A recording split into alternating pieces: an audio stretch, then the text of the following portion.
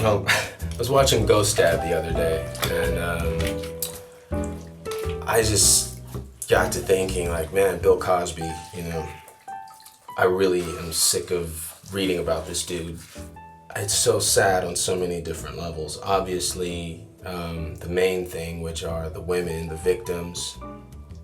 I couldn't imagine, you know, being in a situation where I'm a prey to that kind of shit. The volume of people is incredible. It's like, how long have you been doing this and getting away with it? As a Black American, or what is referred to as a Black American, me being that, an African American, or whatever you want to call it, in terms of race relations in this country, it's really sad, you know, to just see that basically all get tossed in the trash. I don't want to believe it. Do I believe it? Do I believe that all of these things happen the way that they seem to be happening? And why is it coming out now? You know, those are all like really good questions. And it almost reminds me of the Jimmy Savile thing, you know, which got me wondering, like, is he a wizard? Because apparently he was.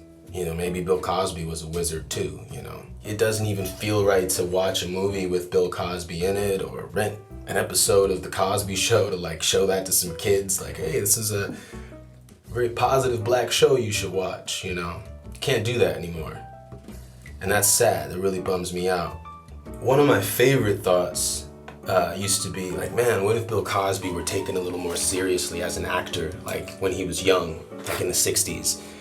You know, I could see that dude easily being in a French New Wave film, wearing a suit, friends with Steve McQueen in some movie, looking super cool, you know, being in an action film or something. He made I Spy super cool, to the point where if you squint hard enough, you're like, man, Bill Cosby could have easily been in a James Bond movie. You strip away everything that you know about Bill Cosby, you know, as a public figure and his career. Yeah, why not? Why not? You know, it's a good looking dude. And he played up a lot of his sexuality on his album covers, and people don't think about that stuff, or they forget about it. It's all seemingly about control, you know? Everything these days is about control. I watched a film the other night, a Fassbinder movie called The Bitter Tears of Petra von Kant. This character, Petra von Kant, is this you know, fashion designer who has this abusive relationship with a woman who's like her maid or something. I find the lighting to be a bit a little on the bright side of things, you know. I just think the women look kind of disturbing. Even the really hot ones, to me, look kind of disturbing from certain angles. Like, he shoots them like these things. I don't really get it. Maybe that's just me. Maybe that's just my perception. She talks so badly to her, and this woman just takes it. She never speaks throughout the entirety of this movie. And somewhere along the way, Petra falls in love with a younger woman, and they have an affair, and the younger woman over time ends up leaving.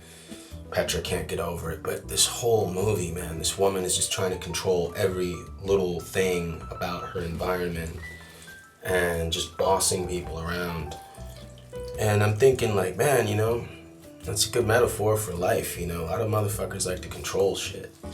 And it's like, what do you do when you get that control?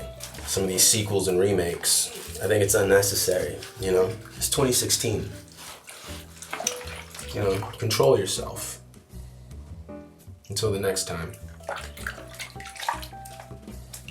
Thank you for stopping by The New Vision.